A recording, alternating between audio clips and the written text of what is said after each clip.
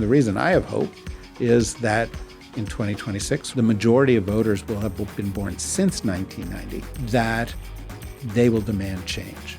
And unwittingly, Donald Trump's government will have pushed that change by releasing the Epstein files. And by being Donald Trump.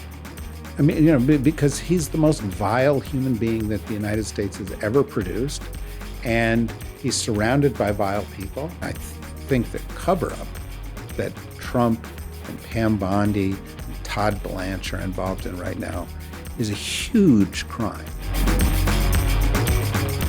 I'm Joanna Coles. This is the Daily Beast podcast. And if, like me, you are having problems sorting through the Epstein files, like who's guilty, who knew, who didn't know, who was guilty of bad judgment, who was guilty of actual crimes that involved the more than 1,000 women who have come forward to say that they were trafficked or abused by Jeffrey Epstein, then we have the conversation for you today with our favorite contributor, David Rothkopf. This is the perfect Sunday conversation, I think, to help process the corruption at the heart of the Epstein files and its ripple effect through all sorts of different businesses and through government.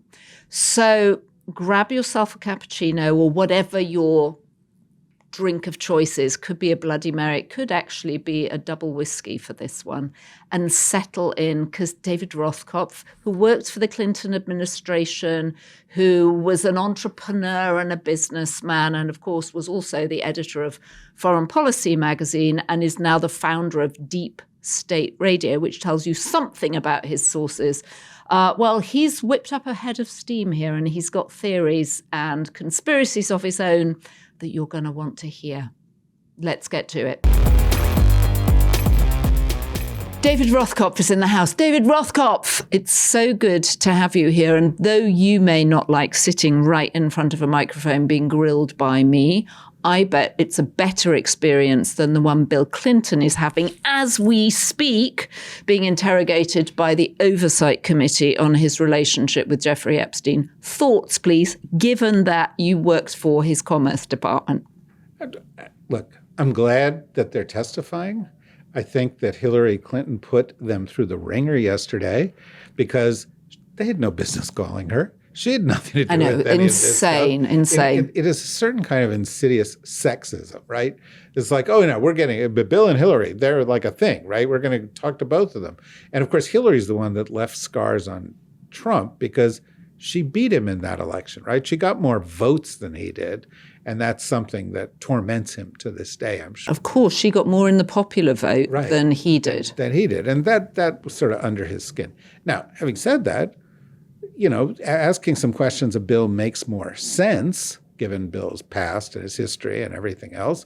And I don't know how all that's going to turn out, although Clinton so far today has already said, that he didn't know that he was doing this stuff and that wasn't what he was involved in and so forth. And that may be true. I don't know. Asking questions of Bill Clinton seems like a reasonable thing for this group to do. And also, Donald Trump has always used Bill Clinton as a political human shield in a way to say, well, look, I'm not the only person that did this. I'm not the only person that grabbed them by the pussy. Well, I think he's used that. But it's a little weird, right? Because when Bill Clinton was president?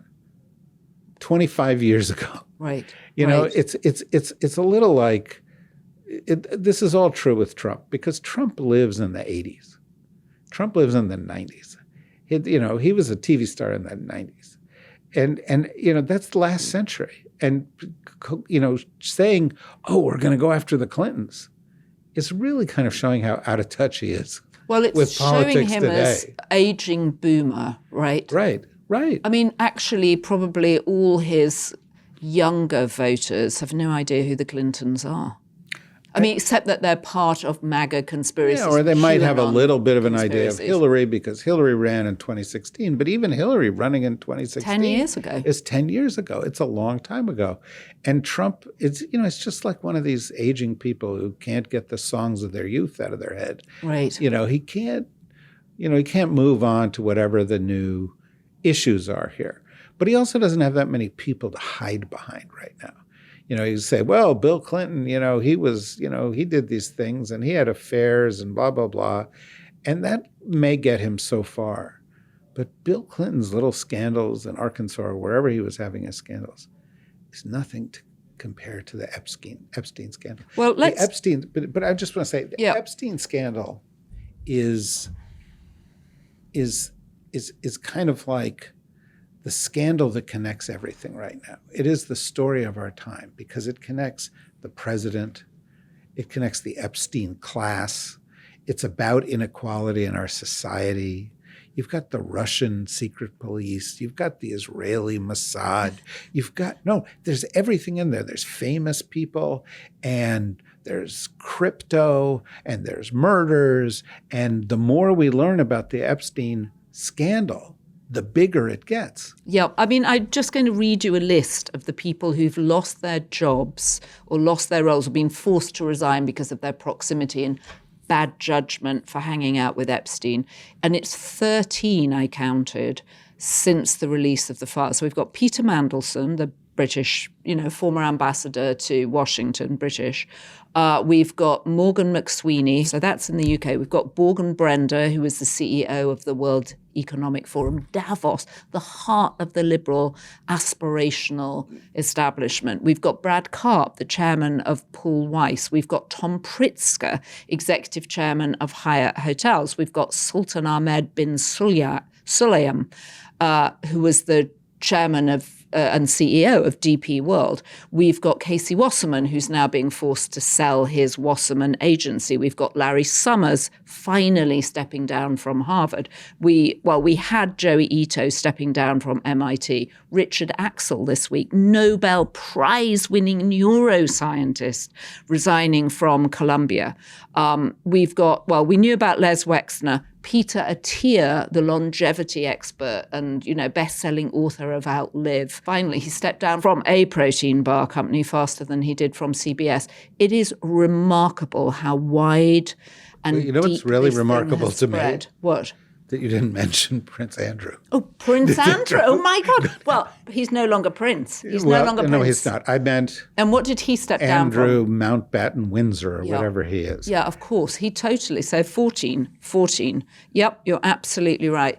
And then the number of people who are stewing in their own juices, waiting for the other shoe to fall. Right. And of course, Kathy Rumler, who was forced out as the general counsel from Goldman Sachs. Right. It is remarkable how this thing has just spread its tentacles. And it started as a conspiracy. Right. But we are still in the bad judgment phase of this. Go on. The bad judgment phase is, you were associated with this sleazy guy.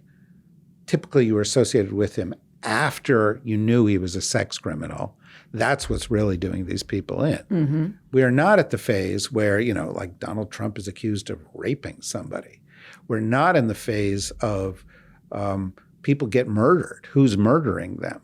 We're not at the phase of the incredible obstruction of justice that's going on right now. Who's murdering them? Did you just say that? Who's being murdered? But think about Ghislaine. Right. Her father was murdered.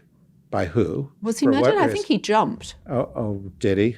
Well, okay. Do we know? No. He left. What we know is a that perfectly good boat. No. And he went into the water. Oh. What we know is he plundered the Mirror Group pension fund to the tune of £500 million, and this is 30 years ago, and it was closing in on him. He knew he was beginning to move money everywhere to try and keep himself afloat. And it may be, and as it turns out he didn't float, but it may be, it's too soon?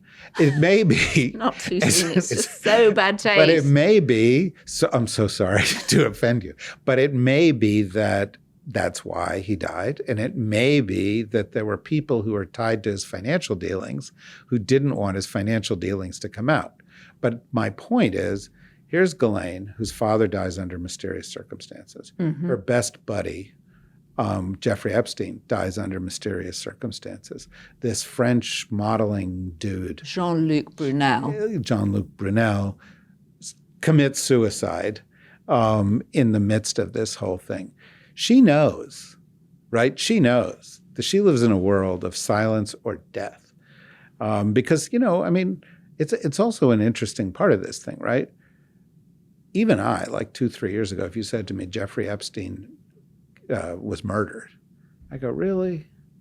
Really? Yeah. I think we're all thinking now that you look at this stuff and you're like, there's something here. There's something here. Doesn't quite there's something add up. weird. It's not just the missing videotapes or Bill Barr going to see him in advance and so forth. And, the more you learn that people like the Russians, like he was moving money for the Russians and was providing financial advice for Putin, and he was dealing with the Mossad.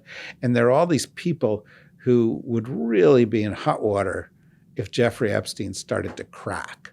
Mm-hmm. Right. We also know that his brother was like, oh, he's got a plea deal working, things are going to be fine. So it didn't seem like he was going to crack.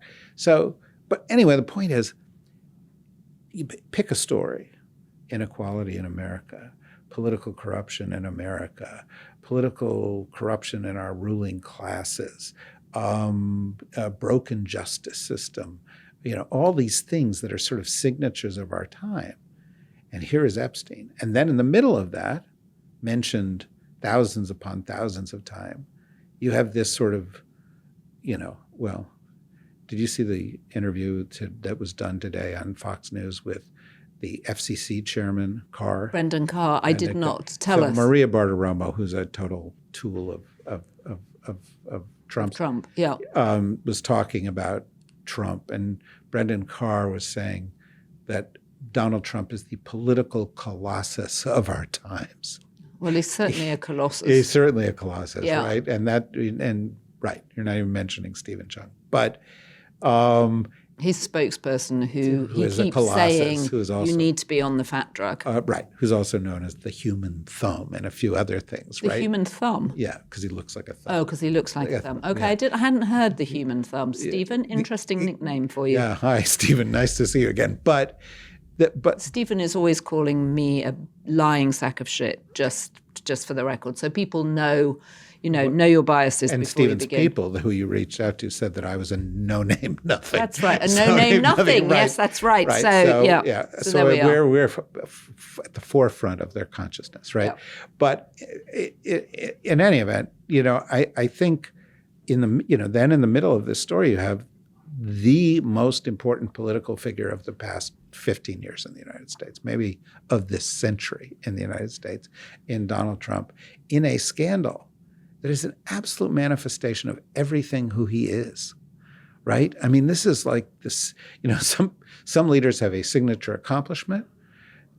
Donald Trump has many, many scandals, but this is his signature scandal. Right, the Epstein scandal. That's scandal. A great way of thinking of right? it. Yeah. Because it's his sense of impunity. It's his weird, his weird sexual history with pageants and pageant girls and models. And modeling agencies, right? And setting up companies that he could then examine women naked, which we know from his Miss Universe.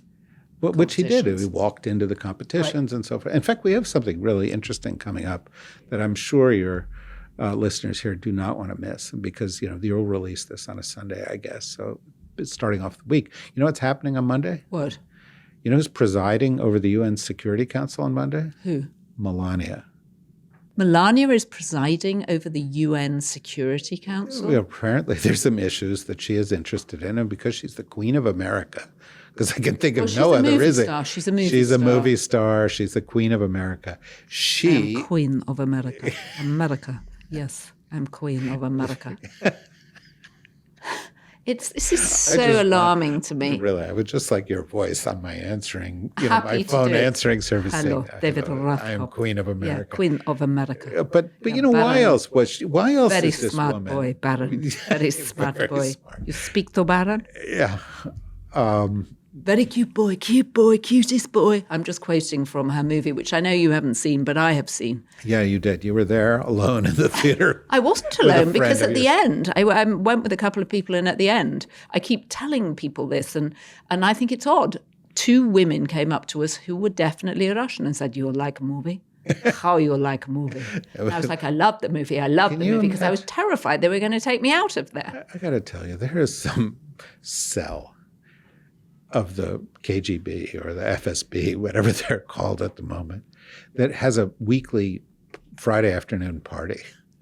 Because this operation is the most successful intelligence operation in the history of intelligence operations, where, her father, who was involved, he was in Communist Party in the party, Slovenia. Exactly. And by the way, Victor Navs, who accompanies her everywhere, by the way, and looks like a smaller, slightly more rectangular version of her husband. Right? He's short. He's a Slovenian, Trumpian-looking figure. Patrioshka dolls. Oh, you mean you just Matryoshka right? dolls. This is like Patrioshka dolls. Yeah. You take open Donald, and inside is the Inside father. is Victor Navs. Inside, who's in the middle? Vladimir Putin, who has wildly conspiratorial. But come on. Yeah. Well, we know that our First Lady speaks to Putin to release children from Ukraine that they have kidnapped from Ukraine. Well, they all speak to Putin. Rothkopf said a week ago, Vladimir Putin has always been straight with me. Come on. Deep breath. Because he's been straight with no one else, Steve. Right. I mean, but come on. But, Bring me Steve Witkoff. I like Steve Witkoff. Bring me the head of Stephen Witkoff. But one of the things about the whole Epstein story is that if you dig deep enough, at the candy-coated center of the story is Russia. What do you think, Russia and Israel? Well, we know that there's some overlap between those two things. Not for the first time, by the way. But don't you think that everybody was paying him and everybody was giving him information and he was giving information to everybody? I mean, the thing I find truly shocking is that Peter Mandelson, who'd twice been fired as a cabinet minister, coming back and giving Epstein information in pretty much real time. I mean, insider information. He was a government minister. I don't know. I know a lot of people in the intelligence community. I do not know a single person who did not think or does not think, from conversations that I've had, that Epstein would not be a target. I mean, think of what Epstein did. What do you mean a target? A target for what? For an intelligence service to get close to. Right. Because just like Mar-a-Lago is a target, right? There's a big open door. People can go in, become a member, wander around, see the president. He's got secret documents in the bathroom. Right. Can you imagine? It's a great bonus of your membership that you get to look at classified documents when you go to the loo. Well, exactly. Right. I mean, that's a membership benefit if ever there was one. We'll never know that because, of course, now the courts have said we can't hear the truth on that. Boo. Right. Well, this is part of the Department of Obstruction of Justice sitting there working, covering all this stuff up. But, we're joking and it sounds very conspiratorial and so forth. But you don't think Russian intelligence? You just gave the list of names. You don't think they, who were financially working with Epstein, who were feathering his nest? Well, and we have. You don't think they were gaining access? Right, and you know whose name people, I can hear them, are screaming at us right now. What about Bill Gates, who this week came out and said, yes, he had two affairs with two Russian girls, right? One, a nuclear physicist. Oh, Mr. Gates, tell me about deep security for Microsoft Word. Microsoft Word, how do I use it? And also the Russian bridge player. Do you think she did play bridge? Because he is a real bridge player. I don't know, but I'm sure they were both trying to get to the mystery of Please why tell Gates. Me. I think they were just trying to have an affair with him to figure out how on earth do you use Microsoft Word effectively. It is so difficult. Or why they had that paperclip as the talking paperclip of the symbol. It was a long time ago. It was a talking paperclip. And they'd be like, Windows, talk to me about Windows 95. I need to talk about Windows 95. Kind of cutting edge right now in Novosibirsk, right? But in any event, the point is, intelligence services look for access to influential people in a country, ideally in situations where there's compromising factors, where they can provide a little bit of pressure to get the kind of information that they want. And Epstein's world was, the world's largest honey trap in that regard. And there's no reason to assume that this wasn't going on there. In fact, I thought it was kind of interesting yesterday when James Comer, who's completely corrupt running the House Oversight Committee, the Republican, who's going in for the Hillary hearing, said, one of the things we want to find out is the involvement of Epstein with foreign intelligence services, Russians or the Israelis, he said, or our own. And I was like, really? What does that even mean? Well, maybe what they were giving him information to he was give to the they Russians. were running ops or whatever, But the point is, these little clusters, these have always existed since the beginning of time. Before there was Epstein, there was some guy who was hosting parties and famous people would go to the parties and they would be a little bit compromised and they would get drunk and they would say the wrong things and women would be involved or men would be involved in getting the information out of people. That's these things are magnets for that kind of thing. And this is how people collect Kompromat. Well, that's right. And how they, find people in situations where they're willing to give a little bit more. I mean, why did Prince Andrew, when they made him a trade minister, against the objections apparently of his brother, right? His older brother, the king, who was saying, don't do this. He is a ne'er-do-well playboy. They made him a trade envoy. Right. And so all of a sudden he had all this trade information. Right. And which he sent to Jeffrey Epstein. In these, emails, which, may, be the foundation for some of the trouble that he ultimately gets into, if he ever gets into any trouble. Right. Public misconduct, right. which if he gets charged is probably the thing he'll be charged with, as with Peter Mandelson, giving information. And both of them got things from Jeffrey Epstein, not least staying in his house in Manhattan. And I'm fascinated by the fact that in a world of hotels.com and hotels tonight, people still felt they had to stay What do you Jeffrey think it was? You Epstein's think he had house. very plush towels? Well, he may have had very plush towels, but that's not it. Andrew's thing was, well, I needed a place to stay. Yeah. And you're like, really? Because there's hotels.com. Do you know how to use the web? You could have stayed with other people. I'm sure he could have stayed with the British consul. I'm sure the British consul wouldn't have wanted him to stay. Why? But I'm sure there's always a room available. Jeffrey Epstein was saying we have lots of kinds of room service. Now, as it happens, what, I don't want to make light of it because he was trafficking women. True. He was trafficking underage women. He was, abusing them. We can joke around about some aspects of this thing because it is so sordid.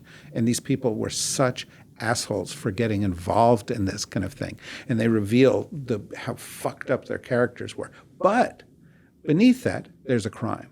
In fact, there's a crime against 1,000 women, 1,200 women, to the extent to which UN agencies look at it and say, this is, potentially crimes against humanity. This is one of the industrial scale network of girls that were coming in. I mean, we did a fascinating interview based on a piece in New York Magazine with a writer called E.J. Dixon, who basically looked at the network of doctors. And what Epstein would do is bring these girls in from Eastern Europe, and he sent them all off to have what he called a sort of pussy check, which was to make sure that their sexual health was top notch. So he would minimize getting diseases. It didn't stop him getting at least gonorrhea twice. Too bad. So sad, Jeffrey. Hope it didn't impact your health in any way. But the premeditation and the scale of the doctor network he built was really eye-opening. Yeah, and you have Ghislaine who's like sitting there, finding people, talent scout, bringing them in. You have this modeling agency guy finding them. All those modeling agencies were a little bit dubious. No, unquestionably. What was going on in these places. And, Epstein is one of these stories. If anybody thinks, well, the Epstein story, is like, now this is over, the whistle has been blown and rich guys are not going around doing this kind of thing and, getting away with it here and around the world. That's just crazy. This just happens to be the one that we're, getting a little bit of exposure into right now. Do you think there are other things going on of this scale, though? I have no idea. I mean, all I know is, one, hears stories and, Well, what stories? these other guys and they've got planes and they're flying around and they're going places. And there's a piece in Andrew Loney's book entitled about Andrew, formerly known as Prince, where he talks about him going through 40 prostitutes in one weekend when he was in Thailand and staying at the British government's expense there in theory on business, on official business. Yeah, and I just think, look,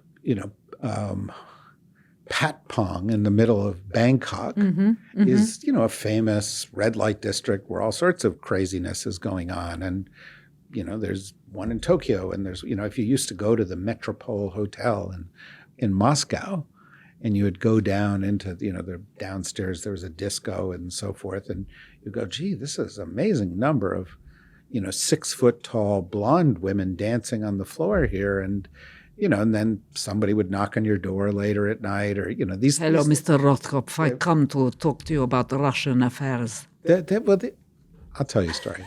Because I'm the most British person in the world and have no experience to this. I was 23, 4 years old. I was producing a TV show called the Omni TV show. I flew to Hollywood. I'll keep it as brief as I can. But I flew to Hollywood. We were producing the opening titles of the show. I stayed at the Beverly Wilshire Hotel. I was like, oh my God, I'm from New Jersey. It's gorgeous hotel. This is the Beverly Wilshire Hotel. Yeah. There's movie stars everywhere. Oh, Mr. Rothkopf. Oh, we'd like to welcome you to the hotel.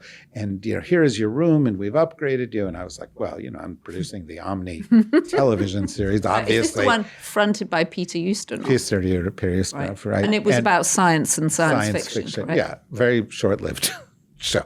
But anyway, so I'm there and there's a suite. And I'm like, oh my God, there's a suite here at the Beverly Wilshire Hotel. Now, back in the olden days, kids, there on a phone, that you would have a phone attached to the wall with a wire, and there was a little red bulb on the top of it. And if you had a message, the bulb would flash, right? And so I go in. You mean a handset? Yeah, handset, yeah. Yes, right. And so I got in the room and the little red light was flashing. And so I picked up the phone and they said, oh, Mr. Rothkopf, you have a message. I said, okay, what is the message? They said, it's Candy called. Here's her number. And I was like, I beg your pardon? Right, and Candy was a lady of the night. And well, I didn't know that. Right. But, I put it down and then somebody else later told me and said, oh, that's what that was. That was just like a service. Did you not call Candy back? No, I did not. You didn't know. You didn't think to call her back and say, oh my God, did I leave something in the taxi? I didn't. I had no idea what was going on. But the point was, this was apparently common enough in... that, people would come into the hotel and stuff. So there, this world exists, this demi-monde exists, and people take advantage of it to make deals and to make company and build companies and so forth. There is one element of this, though. I wonder what happened to Candy. You have a big heart. Well, I love it. No, you're a very compassionate person.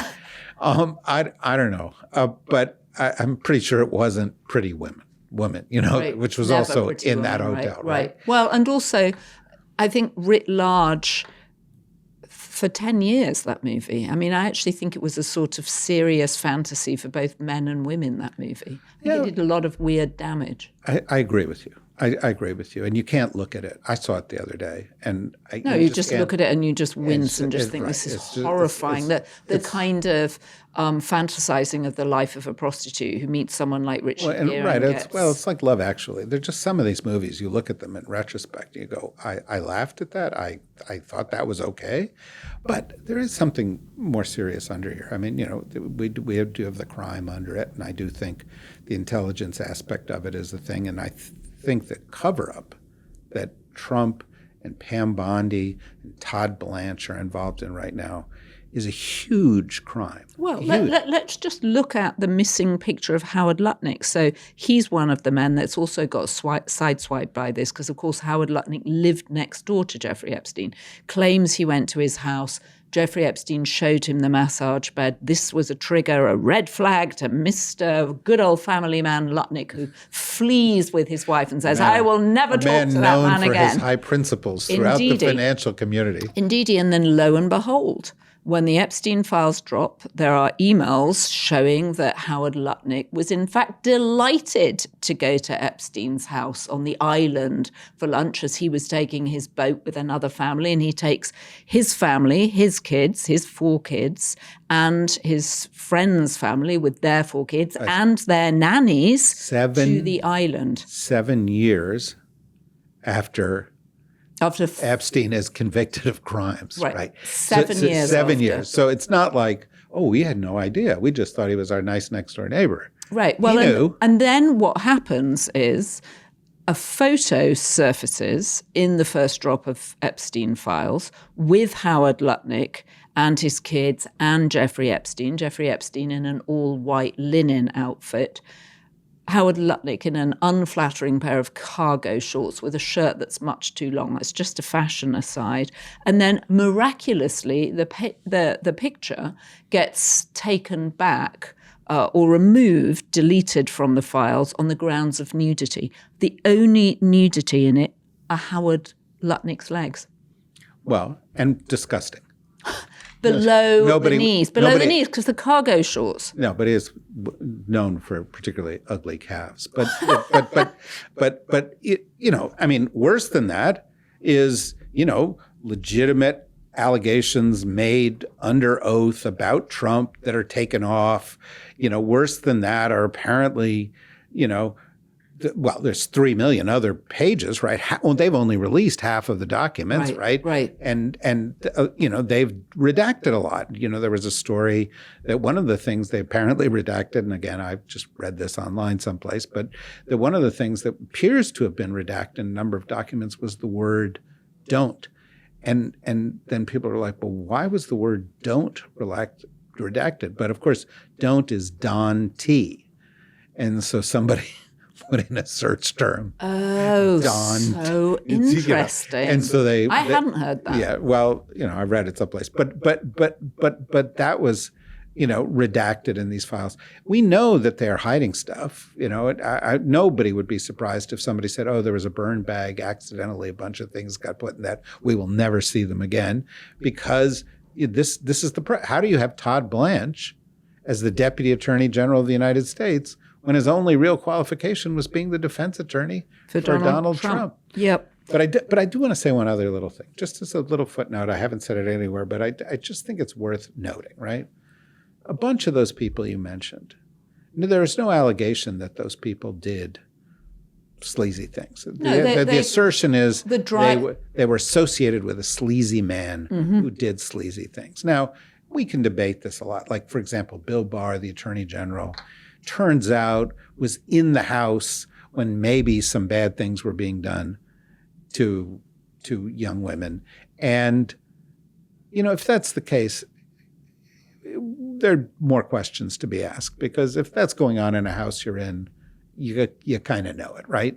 So that's a kind of, Well, do you know it? I think one of Epstein's great skills was pulling a huge sleight of hand while other people gave him the veneer of respect. Yeah, although, you go into his house and there's like mannequins and sexy pictures and weird shit hanging around and massage tables and all this other stuff. So he was giving out the vibe. But that's not the point that I want to make. But let me ask you something. If you went to someone's house and Bill Gates was there, or you saw a picture of the person and you saw a picture of Bill Gates, and this is 10 years ago, not knowing now, Bill Gates would act as a kind of social alibi for them. And that's what Epstein was good at doing, right? Pulling people in. Noam Chomsky. Who would have thought Noam Chomsky would be a friend of Jeffrey Epstein? But he pulled these people in as hiding for the stuff that he was doing in plain sight, I think. I agree. He was trying to legitimize himself. He's the typical... Yeah, he didn't go to college. He's the typical Aravist, right? He gets to town. He wants to meet some people. He becomes a high school teacher at this school run, as it turns out, private school run by Bill Barr's Dalton father. Right? Well, I don't know what the father. It may have been. Yeah. But the point is, and then he starts meeting people and networking, and one thing leads to another, and financial deals happen, and these other things. What is he doing? Is he trading favors of one sort for another sort? Who knows? He's buying, a lot of this world of the Epstein class is transactional. I'm going to invite you to my parties. You invite me to your parties. I can introduce you to this person. Can you introduce me to that person? Oh, I have this kind of problem. Can you help me solve that problem? Which is what an effective network does, right? But it does. And at the highest level, these networks, they that's how they're working all the time. And their connections are better than your connections and my connections. And so they get they're bigger payoffs from all this stuff. But I think one of the sort of elements of this that's worth noting is all those academic people, the Summers and the Noam Chomskys and all these others, why were they there? Because we don't fund academia in our society. And they're all looking all the time for rich people to raise money for. Like politicians. They're just like politicians. Because that's the way the American system works. We're not a corrupt third world country.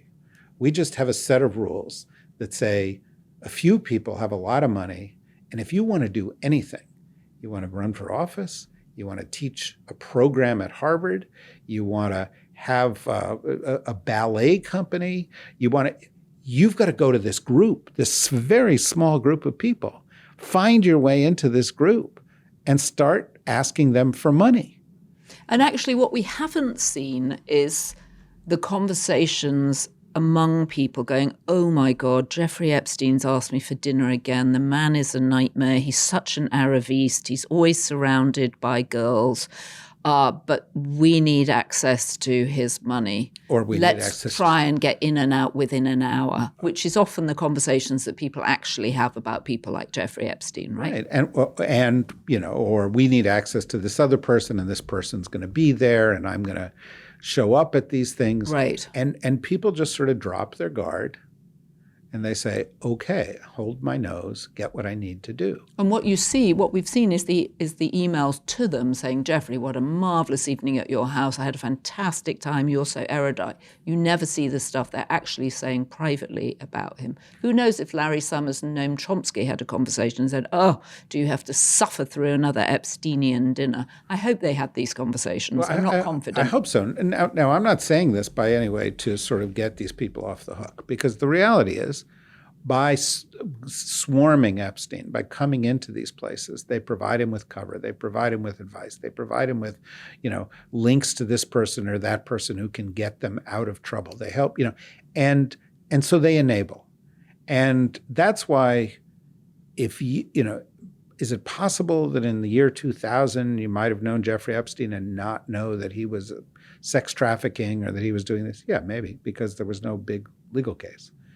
But if you knew Jeffrey Epstein after the case and you kept showing up, that's why you're being fired for bad judgment. Because it's actually worse than bad judgment. It's enabling. You were legitimizing Jeffrey Epstein for years and years after, where he would commit crimes throughout all that period of time. You were the ones that were embracing him and saying he was okay and telling him he was okay and helping him get off the hook. In exchange for what? A donation, an introduction, for some other kind of a thing, maybe sexual favors in the case of some of them, I don't know. But it is how huge swaths of our society work. It's how the top in our society works in some ways. And that's why, again, I think the Epstein crisis is not just the signature crisis of Trump. It's the signature crisis of our time. It is the story that connects to all stories because of the people involved, but also because of what it reveals about how broken our society is, how corrupt our society is, and associated with American capitalism, associated with our culture, all of these things are, I think, at fault. That's why I think that it's ultimately a healthy thing that this comes out into the open. Even though it's very complicated to wade our way through, can I just tell you an anecdote of one of the I remember being invited to a transactional dinner. I get a call. I've just arrived in New York, and a friend calls and says, listen, would you like to come for dinner? We're having Paul Allen, co-founder of Microsoft, to dinner. Of course I want to go to dinner. Of course I want to meet the co-founder of Microsoft, even though I still haven't figured out how to use Windows 98. Maybe that's anyway. what you thought you'd learn at dinner. Yeah, I thought I'm going to ask him. Maybe he'll be my IT guy. Anyway, get to the house. Everybody else has obviously been asked. There's a sort of frisson of excitement as we wait for Paul Allen to arrive. And of course, Paul Allen never arrives, and the dinner duly starts late.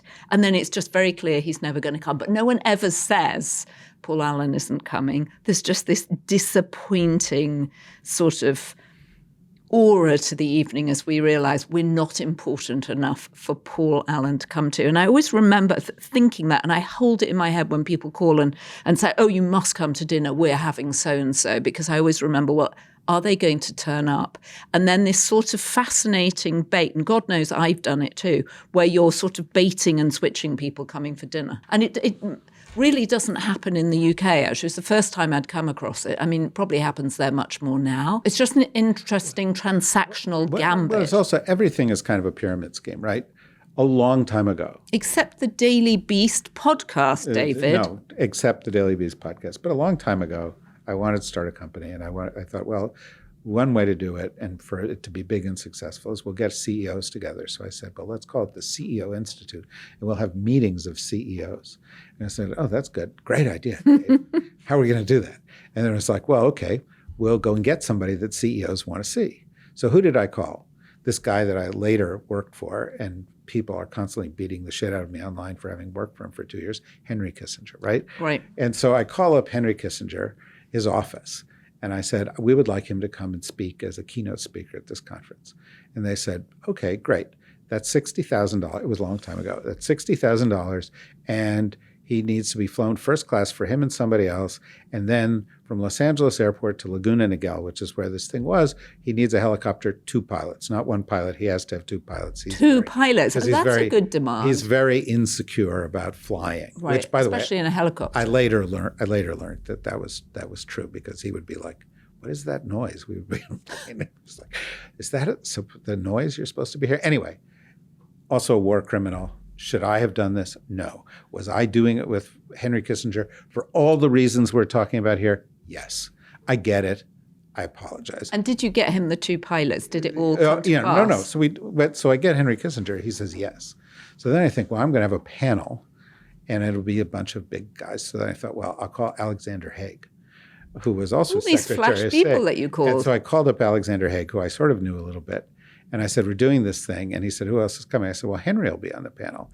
And he is a big rival with Henry. He said, okay, great, $30,000. And I was like, okay, fantastic. So now I've got him for $30,000. I think, well, we probably need 3 people for a panel, and I need a Democrat. So then I call up the office of Edmund Muskie, who briefly was the U.S. Secretary of State, a former senator. Right. And I said, we're doing this panel, Kissinger and Haig, we'd like you to be on it. They said, great. Just came. No fee. He just showed up because it was a pyramid scheme. Because he was a Democrat. I got Kissinger. I got that Haig. Right. And so, then other people started to come. And, big name CEOs started to come to this thing. And lo and behold, that's how that worked. Well, what happened to the company? My company? Yeah. Oh, I made $1 billion, and then I retired to the Caribbean. Right. No, it was a little company. It grew. It got sold to some other little company. Somebody made some money. I didn't, but it was fine. And we found it's leveraging people. It was basically. leveraging. But we had a magazine called CEO Magazine, and so I hung out with a lot of CEOs, and I was seeing this all the time, where you're sort of building these transactional meetings, and from that, comes our economy. And by the way, I heard crazy shit. Like at that dinner, there was a guy there who ran an airplane company. I don't even want to tell you the name of the airplane company, but everybody knows the name of the airplane company. And at some point, the guy turns to Kissinger and says, look, maybe you could help me. I've been approached by Muammar Gaddafi, the president of Libya. The head of Libya was a horrible person. And he said, and Gaddafi wants to buy one of our planes. He says, now we need a license to sell him the plane. but I'm perfectly happy to put explosive bolts in the wings. And so if we can get the license, we'll sell them the plane, and then we'll blow up the plane. Wow, what did Henry say? He said, "I'll talk to you later." I'll talk to you later. But wow. But I wasn't working with it at the time. But the point is, presumably the plane never sold. Well, who knew? That's not what happened to Gaddafi. He Right. ended up getting dragged and beaten to death for other reasons. Yeah, he was shot in the back of a truck. Yeah, it was exactly what happened. But the point is that that's an outrageous story. But every one of those meals, there's 100 of those stories. That's why Davos works. There's 100 of those stories happening around the table. Another person at that event came and said to me, I was coming into the ballroom, and this woman who was well-known, and her husband was well-known, had rearranged all the seats at the table. So her husband could sit next to Kissinger so he could get a job in the next government, and he was trying to do.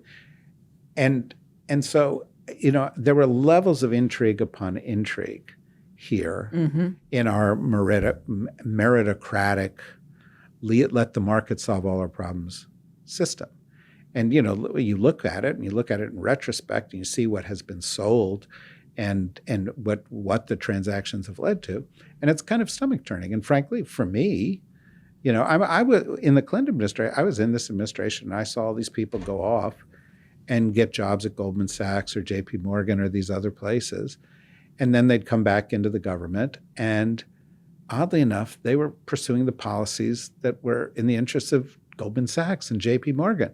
And then I'd be in meetings going, well, we must stop. We have the Foreign Corrupt Practices Act, and we have to stop American companies from being corrupted by foreign companies. But our government's just as corrupt as those governments. The payoffs are just fancier. It's all done in a more white-collar way. And, this is where we are, because we have also seen, as a result of sort of 40 years of giving into that, the highest inequality in American history. Mm-hmm.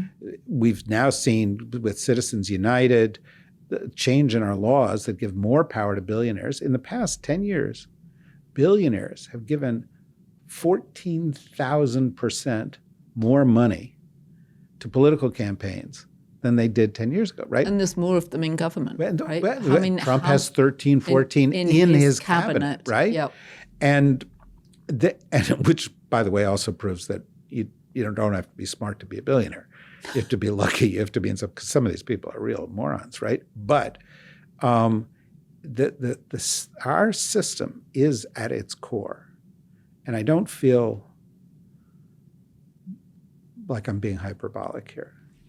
In Washington, in New York, in the way that we do capitalism, in the way that we put individual aspirational needs ahead of society, in the way that we set the rules for our society, our system is corrupt to the core. Corrupt to the core. And yet, David, it's a beautiful day. The sun is shining. We're about to skip out and have lunch. And I don't want to leave people thinking that the corruption is unsolvable. Well, it's not unsolvable. And frankly, one of the things that happens when you have 40 years of growing inequality is that the people who then grow up in that environment, and in this particular case, I mean millennials and Zoomers, they say this doesn't work.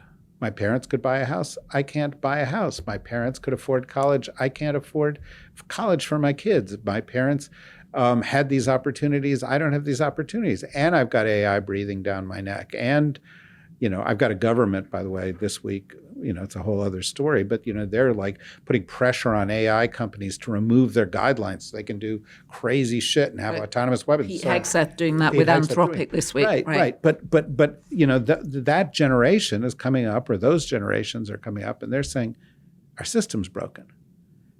Help me, help. We want somebody who represents a change from that system. Right. And I think Trump, 10 years ago, tapped into the fact that anger was growing. But of course, he was a symptom of the problem, not a solution for the problem. And the reason I have hope is that in 2026 or in 2028, where, as I've told you before, the majority of voters will have been born since 1990, that they will demand change. And we're starting to see politicians who understand that and hopefully will say, yeah, the solution can't be dictated by the Epstein class. And unwittingly, Donald Trump's government will have pushed that change by releasing the Epstein files. And by being Donald Trump. I mean, because he's the most vile human being that the United States has ever produced. And he's surrounded by vile people. And every single one of their policies is driven by greed, corruption, excess, and ignorance. And disloyalty to the people of the United States. And so you reach kind of a point of a fever where this is unsustainable. This is too disgusting to go on. And I think, the hope that I get is that it won't. As Richard Nixon had a Council of Economic Advisors chairman who once said, that which is unsustainable won't be sustained. And I think the situation that we're in is unsustainable. Oh, David Rothkopf, a lot to think about there for a Sunday, but what an interesting perspective on the Epstein files and the change that it's likely to create with its ripple effect, which is it's rippling every day more ripples, and eventually there will be waves. Well, and also I think, I think if you think the Epstein files story is done, we're just at the beginning. This story was undercovered because the people who own the publications, the people who wanted to go to the parties, this was the world. Why rock the boat?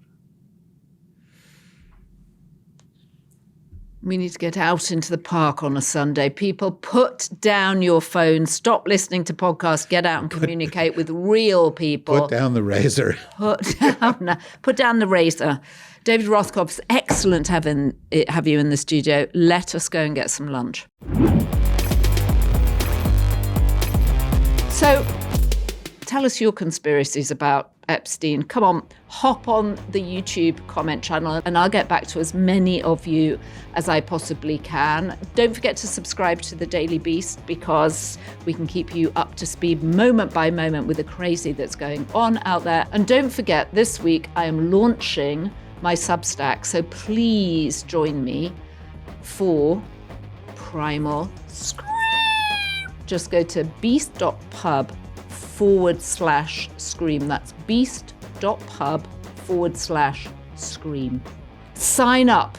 You don't want to miss it. So the good news is we have so many Be Beast tier members now. There are too many names to read out, and we really appreciate your support. Thanks to our production team, Devon Rogerino, Ryan Murray, Rachel Passer, Heather Passaro, Neil Rosenhaus.